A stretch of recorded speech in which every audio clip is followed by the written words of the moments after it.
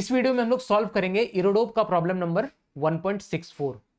तो इस क्वेश्चन में बिल्कुल सेम कॉन्सेप्ट यूज हो रहा है जो कि हमने 1.63 में देखा था, प्रॉब्लम नंबर 1.63। तो यहां पर हमने कुछ कंडीशंस डिराइव करी थी, ए बी सी, 3 कंडीशंस, जिसमें कि ब्लॉक मूव कर रहा है ऊपर नीचे, क्या हो रहा है वो हम लोग देखेंगे। पहले हम लोग एक बार क्वेश्चन देख लेते हैं। क्वेश्चन में बोला गया है the inclined plane of figure 1.11, same figure जो कि हमने यहां पर यूज किया था, सेम टू सेम फिगर है, forms an angle alpha equals to 30 डिग्री। अल्फा की वैल्यू दी हुई है inclined plane with the horizontal. The mass ratio m2 by m1 is equals to eta, that is equals to 2/3. The coefficient of friction between the body m1 and the inclined plane is, उसकी value दी हुई है। The masses of the pulley and the threads are negligible. Find the magnitude and direction of acceleration of body m2. इसकी direction of acceleration क्या होगी और उसकी magnitude क्या होगी, ये हमें निकालना है।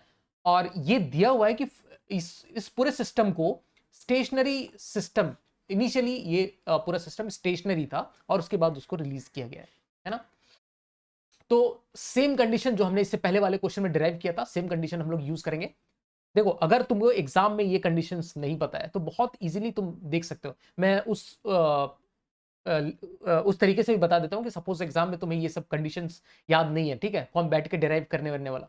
तो एक चीज देख लो, अगर सपोज तुम ऐसा सोच लो कि M2G और M2 और M1 है, M2 M1 तुम्हारा सिस्टम है ना। तो यहां पर M1 की वजह से M1G साइन अल्फा, जो इसका वेट का एक कंपोनेंट आएगा, है ना, एक ये फोर्स लग रहा होगा, एक नीचे की तरफ M2G। अब हमें ये पता नहीं है कि जो फ्रिक्शन फोर्स है वो यहां पर स्टैटिक लग रहा है या काइनेटिक लग रहा है ना। सपोज तुम ऐसा ऐसा बोल रहे हो कि एक्सेलरेशन हो रहा है, बॉडी में एक्सेलरेशन है, तो इतना समझ में आ रहा है कि काइनेटिक फ्रिक्शन लग रहा होगा, है ना, काइनेटिक फ्रिक्शन।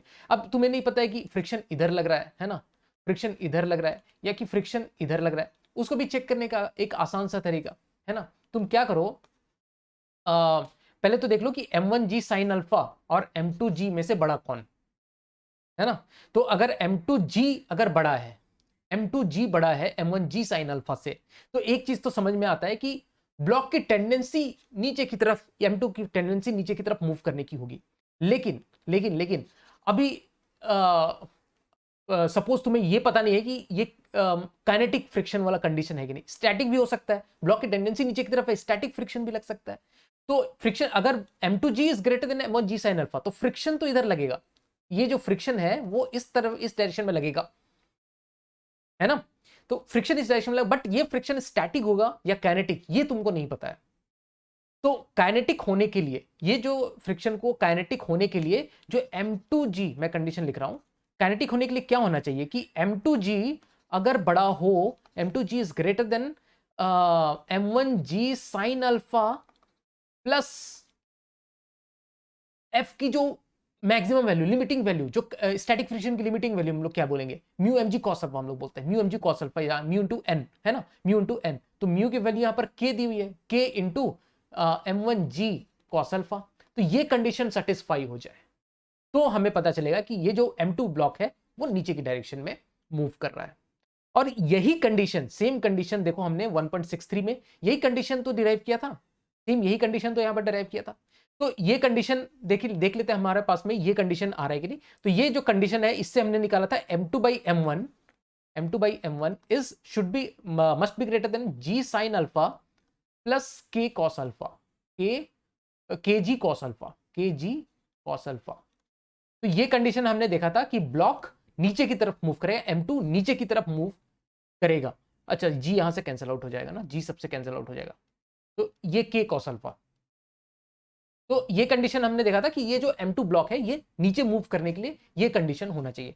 और यहां से अगर हम लोग वैल्यू पुट करते हैं ना, तो यहां देखो M2 by M1 की वैल्यू हमें ईटा दी हुई है, तो ईटा इज 2/3, यहां पर 2/3 इज ग्रेटर देन साइन 30 डिग्री, अल्फा की वैल्यू पुट कर रहा हूं इंटू 0.1 इंटू कॉस 30 डिग्री।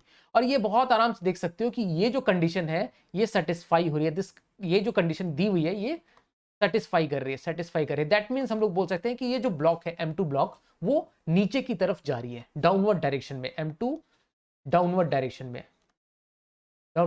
में जाएगा, है ना। दैट मीन्स इसके पास जो एक्सेलरेशन की डायरेक्शन है वो तो हमने बता दिया कि ये डाउनवर्ड नीचे की तरफ है। अब सवाल ये आता है कि कितनी है ना, एक्सेलरेशन निकाल के बताओ।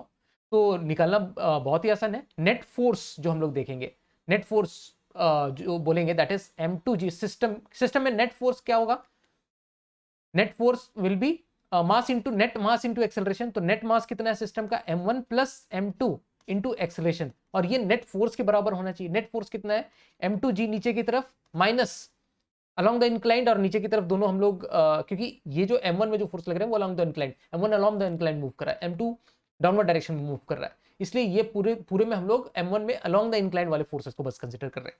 ठीक है, ये हमने ऑलरेडी 1.63 में बताया था। तो m2g minus m1g sine alpha minus friction force, friction हमें पता है कि यहाँ काइनेटिक लगने वाला है, तो k into m1 into G into cos alpha. ठीक है, ये net force equals to mass into acceleration हमने यहाँ पे लिख दिया। अब एक्सेलरेशन निकालना है तो उधर ले जाओ उसको, है ना, ये बन जाएगा m2g माइनस m1 इसको m1g और यहां से लिख दो sine alpha plus k cos alpha whole divided by m1 plus m2। अब हमें ईटा की वैल्यू दी है जाते that is m2 by m1। ईटा की वैल्यू हमें कितनी दी हुई है, m2 बाई m1। तो ये हमें यहां पर यूटिलाइज करना है,